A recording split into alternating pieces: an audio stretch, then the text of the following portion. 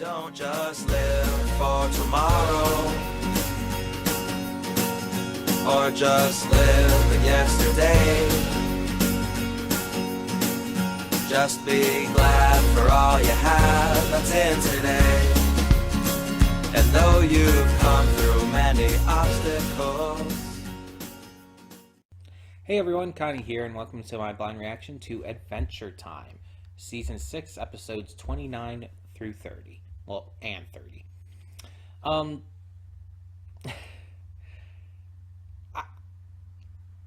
I'm sorry if I seem a little emotional or whatnot right now. I don't know if my face looks red or anything. It might be just hard to tell because of the lighting, but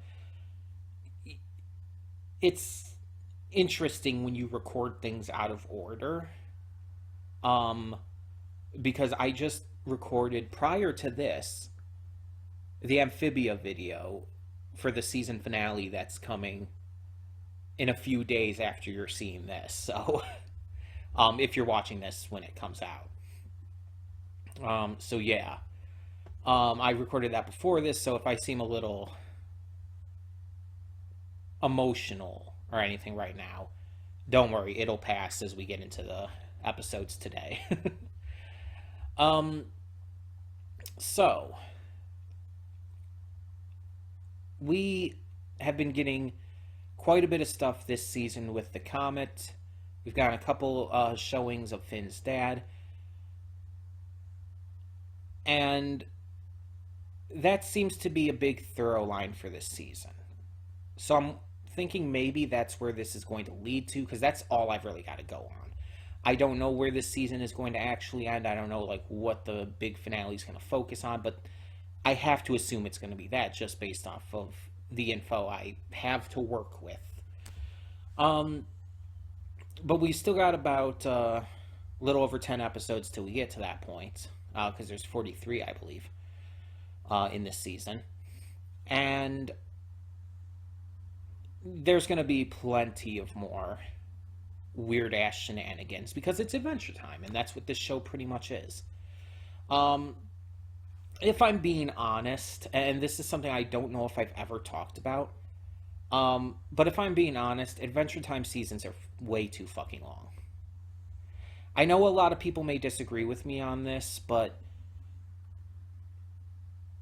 before Steven Universe really hit its stride, and obviously before it just took a complete nosedive again, Season 1 of Steven Universe had too many fucking episodes. And most of it was just random bullshit that just did not even matter. And a lot of it wasn't even that great. And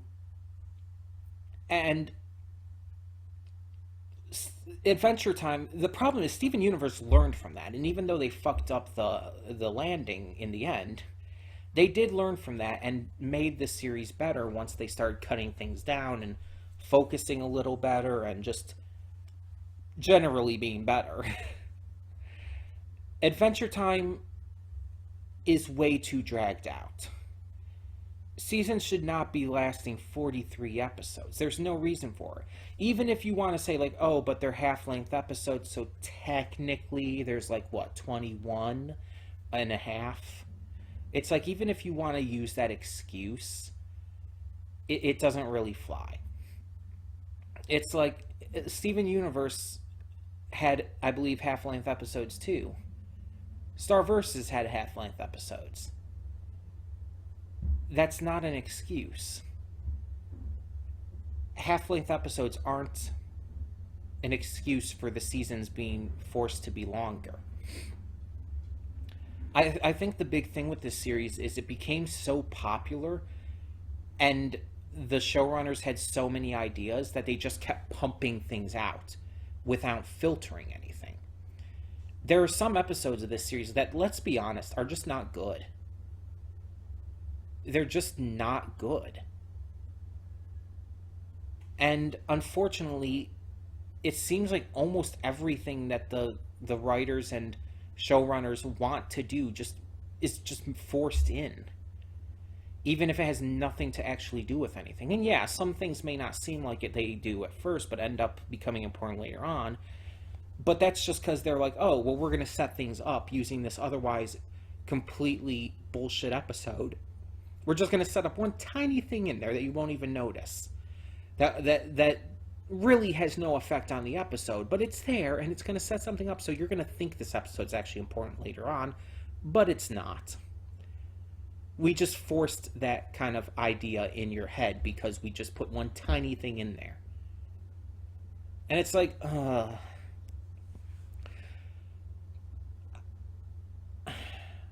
I'm just really annoyed by it, you know? Because it's like, when this series is good, it's really damn good.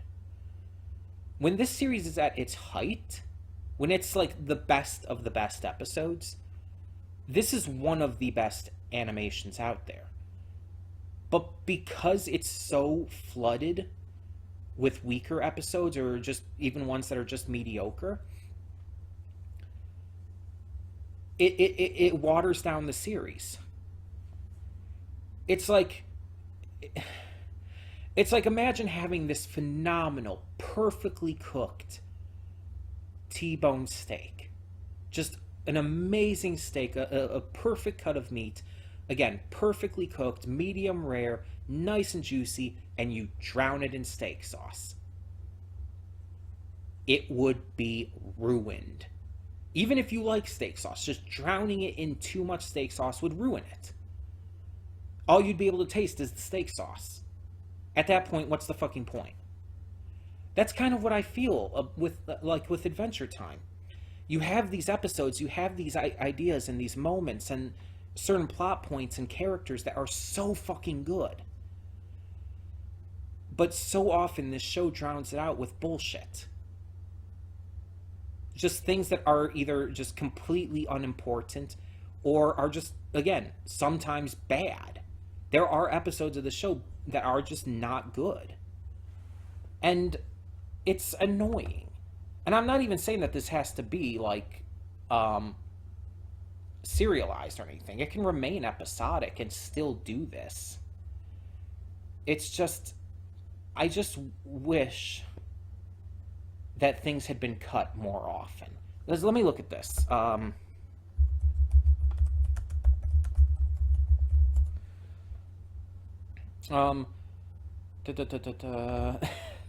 Give me a second here. Okay. So seasons 1 through 4, 26 episodes. Pretty standard. Okay, I'll give it that. Pretty standard for the first 4 seasons. And then you have seasons 5 and 6. Season 5, 52 episodes. Season 6, 43. No reason for that. No reason for season 5 to be double the length of all the others before it.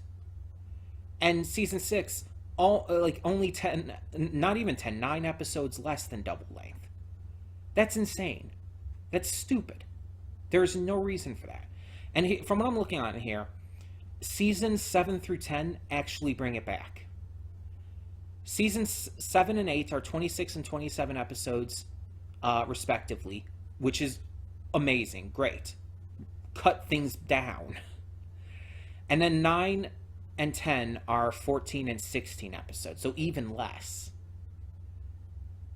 Honestly, I genuinely think, and this may be a very unpopular opinion, I think all of them should have been at very most 24 episodes. And honestly, I think that even the seasons that do have 26, that I've seen so far at least, 1 through 4, they even have some stuff in them that really could have been cut out. Honestly, there's a lot that could just be cut out. I'm sorry. It's true. And as much as I like this series, that does water it down for me. Plus, there's also the fact that you have 10 seasons in only 8 years.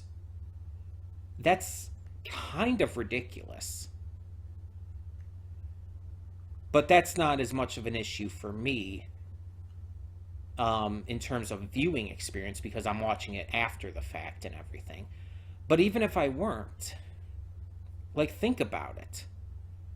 You push out 10 seasons like, except for the last two, all of them having at least 26 episodes, two of them having almost double that, or actually double that. You push out that many episodes in that short amount of time? That's insane. Again, it feels like they just refuse to cut anything.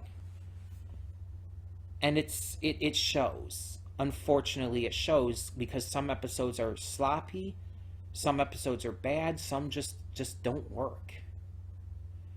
And I know I've been bitching about and complaining about these entire pre-thoughts, but I again, I don't know if I've ever talked about this before, and I just feel like I need to, because I'm starting to feel it for sure. With this season, it's definitely something I've definitely started to feel and definitely started to worry about ever since I came back. After, again, those years of being away from this series. It's just, I really am going to be thankful that after this season, they start going back to lower episode counts. These last two seasons, no matter what you think about the overall quality of them, just had too many fucking episodes. And that needs to be cut back for sure. And I'm glad it's going to be. But, that all being said, yeah, like I said before, I don't know what to expect with these episodes, just with how, not only just episodic this series is, but how random it is. It's impossible to know what you're going to get. It's like a box of chocolates. You never know what you're going to get. I watched Forrest Gump again recently. Well, technically I watched a reaction to it, but still. Yeah, I don't know what to expect. I'm hoping to get some good stuff here, but who knows? These two episodes could both be completely pointless and just not interesting and yada yada. Who knows? All up in the air. And I want to make it clear, I'm not like just saying this all to hate on Adventure Time, and I'm not saying this to lead up to, oh, by the way, I'm thinking of dropping this series. No, I'm not saying that at all. Because the good stuff does at least make me want to continue watching. Again, going back to the steak metaphor, it's like even with it being drowned in steak sauce, it's like it's still good enough to finish.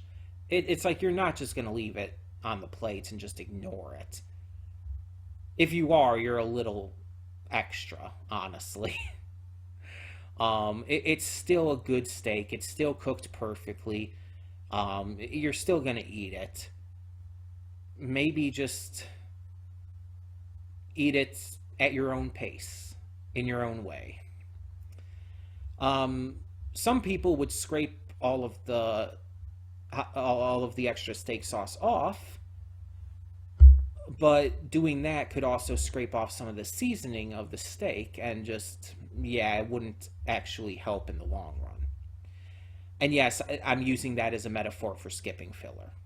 If that wasn't obvious. I don't skip filler. I'm just telling you that now. I don't skip filler. I've said this before, I'm saying it again. I don't believe in doing that. I think that you can miss some great things from that. And especially with a series like this, the part about, like, you could scrape off some of the seasoning, it's like, oh yeah, there's some things in some of the filler that actually kind of help you like the characters a little bit more, in different ways. But yeah, I don't skip filler. Just enough said. But either way, like I said, I'm not saying all of this to just hate on the series or to, like, say I'm thinking about dropping it. Not at all. Not even close. We are continuing with this for sure. But yeah, it's just, I wanted to kind of get this off my chest because, again, it's something that I don't think I've ever mentioned before, but I've kind of always thought, mostly since season 5, obviously, but even, again, with the first 4 seasons, even with their 26 episodes, I just feel like there was a lot of just random bullshit in there that just took away from the good stuff. I feel like it should have been balanced better. I think that would do it. If they balanced out by having more actual important stuff mixed in, I think it would have been better. That probably would have saved it. Either way, like I said, we're just going to get on with this, hope for the best, see what these 2 episodes have in store. So when the screen fades to black, pause this redirect and go to the description below. Follow the link to the reaction, and after you watch it, come back here to the redirect and resume play. Because after it fades to black and then fades back in, everything from that point forward will be my afterthoughts and will contain spoilers to the episodes. So, that being said, thank you so much for tuning in, and I will see you at the reaction. And we are back, and we'll begin with spoilers in 3, 2, 1, now. So,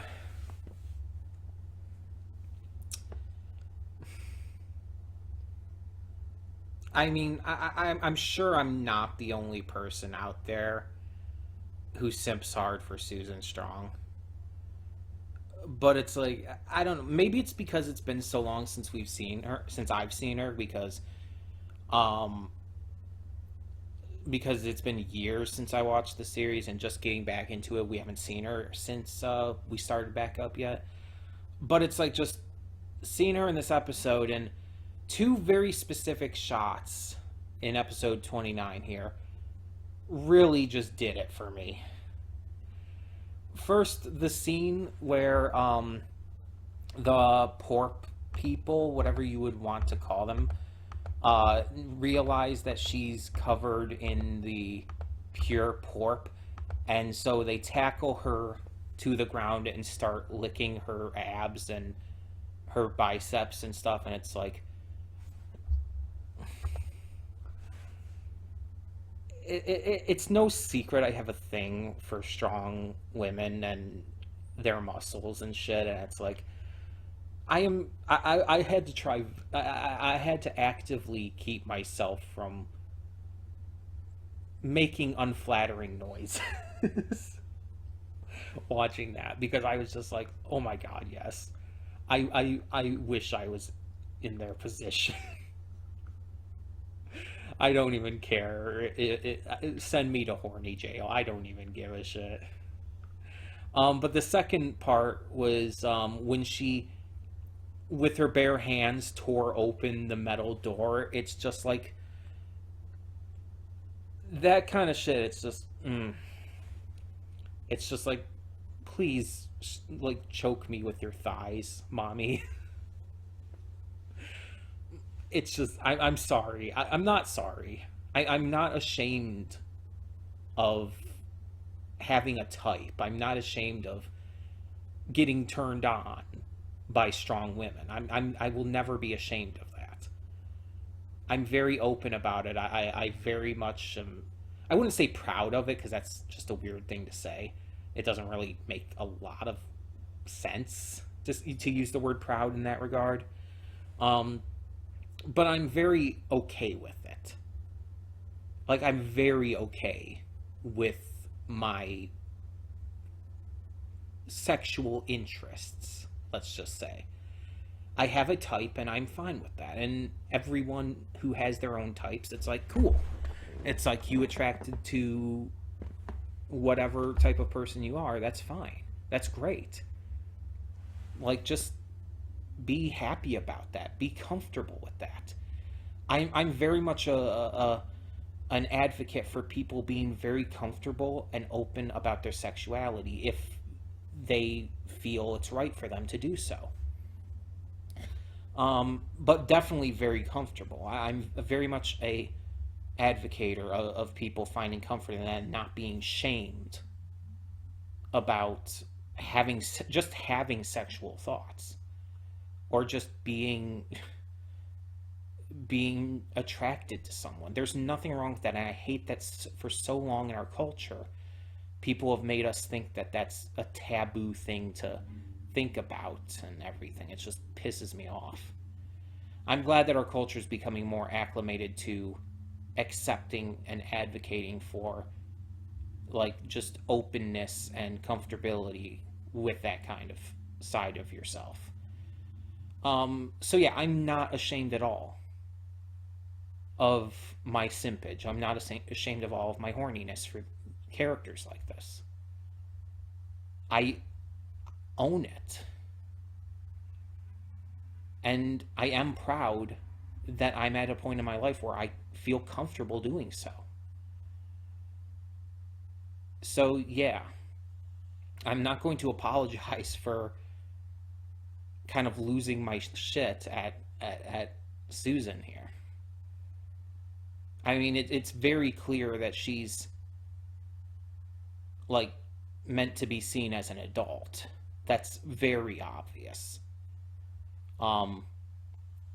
Actual age, who knows? I tried looking it up. I couldn't find anything. Apparently, there is no confirmed actual age for her. But it's very clear that she's supposed to be an adult. There are certain characters it's just blatantly obvious with. So it's not like it's anything weird or creepy. It's like, no, it's just, she's hot. I'm sorry. It's like, she's definitely my type. And granted, I have multiple types of people I have interest in, but that's definitely my biggest type. But yeah, the episode was also just kind of fun. Apparently, there's this soda from before the Great Mushroom War that still is in production somehow. We end up finding out that Marceline used to drink it when she was a kid. And so at first, they're talking about maybe going to find out, but then it's like, oh, nah, we're not going to worry about it. Let's not ruin a good thing. However, one of the drones, or a couple of the drones, delivering the Superporp to the humans that Susan Strong is with, also, one of the drones, they're delivering the Superporp, which Susan is very much against.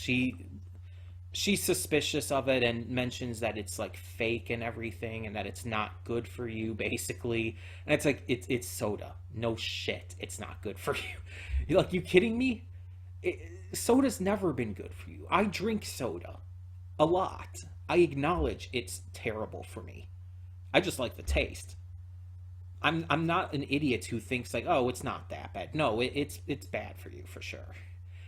It's like some people do exaggerate things just a little bit, but it's definitely bad for you. So Susan is technically right, and she's talking about like being big and strong and how that would like not be good for people who are trying to be big and strong. And it's like, yeah, you're not wrong.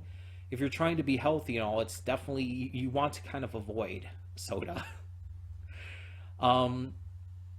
But then, like, she seems to be just kind of hating it and hating the mascot Cheryl, kind of at a distance, until one of the drones that is delivering the Superporp ends up kidnapping a baby human from the colony. And yeah, that's where she can just no longer abide. Susan basically attacks them and ends up being brought to the factory where it's all being made. There we find out that these basically cult members, honestly, like, it's practically cult-like. Their undying servitude, the way they talk about it, just even the way, like, when, like, Susan comes out at the end wearing the mask and everything, and she's like, oh, this is your new job now, destroy the factory. Just complete blind devotion without questioning anything. They start destroying the factory. And it's like, oh, that's creepy. But she starts trying to get her way through it. She ends up having to deal with these porp people, I guess. And then she ends up even having to deal with this guard dog before she finally makes it to Cheryl's room and just rips open the door and oh yeah. She confronts Cheryl and we find out the truth that that the baby they kidnapped is meant to be a replacement for Cheryl. That apparently this is how they've kept the production going and everything for so long. They kidnap children and make them the new Cheryl to take over the business and keep the production of Supercorp continuing on basically forever. Of course, Susan has issue with this and attacks, and I guess seemingly kills Cheryl, ending the line and saving the baby. And again, afterwards, she tells the basically mind-controlled factory workers to destroy the factory, pretending to be Cheryl herself to do so. And yeah, it's just kind of over. Like, one last package comes to the vending machine that Jake frequents. He finds out that it's gone bad and just kind of is like, damn it, I ruined it. And then we have the second of these two episodes, Diary, in which Jake and Lady Rainicorn's son TV is the main focus. And he, when going out to get chocolate for his father, which he just does when being asked and without hesitation, it's like, he doesn't even like debate or fight about it, about like, oh, leaving his game behind. It's like, no, his father asked for some chocolate. He's like, okay, I'll go get some chocolate. It's like, okay, I kind of didn't expect that. But he goes to the Candy Kingdom, takes a chocolate brick, but then finds a diary, a mysterious diary, in the moat, the dried up moat. So he starts reading it and gets completely obsessed with the story of this BP person who wrote it, and just her teenage stories and everything from it. He hears about the love life she was writing in the diary and her friends and everything, and then suddenly the diary just ends, and it ends very violently. Pages are ripped out. There's like heavy black pencil scratches, and the handwriting is different, more erratic, and it's like, oh, that's not a great sign. And he's freaked out about it. Jake ends up finding him after Lady Rainicorn worries. They start talking about it, and Jake kind of gets obsessed with it too. It's like, okay, you're definitely your father's son, TV.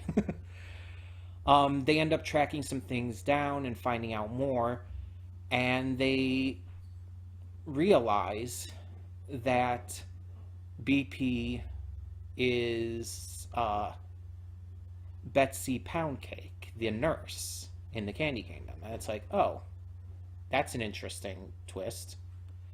This episode didn't really do much for me. It was just kind of okay. The entire thing about, like, okay, solving a mystery based on this old diary, it's like, not really my thing, I guess. I like mysteries and all that, but not really in this kind of context and all. And it's just like, I don't really see the appeal in this. The first of these two episodes, though, the Susan Strong one with Supercorp, that one was definitely a hit for me, for obvious reasons, but also just because it was very enjoyable. It was a very fun, exciting adventure with some really fun moments, and it got to focus on, in basically no way, our main characters. Like, Jake had a notable role in the second one. Even though TV was the main focus, Jake still had a notable role. In the first one, Finn and Jake are shown very, very briefly at the beginning, but then the entire rest of the episode is Susan. Well, okay, Jake is shown for like a few seconds at the end too, but practically the entire episode is still all about Susan and her adventure. Like, they kind of even make fun of it at the beginning. It's like, oh, we could go on this grand adventure, face down some enemies, take down whoever the leader of this is, or we could just kind of enjoy it for what it is. Like, it's like they're kind of making fun of the idea that, oh yeah, Finn and Jake aren't going to be important to this episode. And I like that. I like sometimes just focusing on other characters that are good characters. And Susan is definitely one of them. It's the same thing with like any episode that would focus on like Marceline or Bubblegum specifically. It's just these great characters getting to take center stage without the need for Finn and Jake being there. I like that. Finn and Jake are great, I like them, but sometimes we want to see the other characters shine too. And so I definitely think that episode really handled that well. The second episode, again, Jake was still there. It was mostly focused on TV, but Jake was still a notable part. So I can't really count that in the same vein. Finn wasn't there, but still. But yeah, not a bad set of episodes. One very clearly better than the other for me. But I would love to hear your thoughts. Tell me in the comments below, what did you think of these 2 episodes of Adventure Time? And thank you so much for tuning in. For now, I'm Connie and I'm signing off. See y'all next time.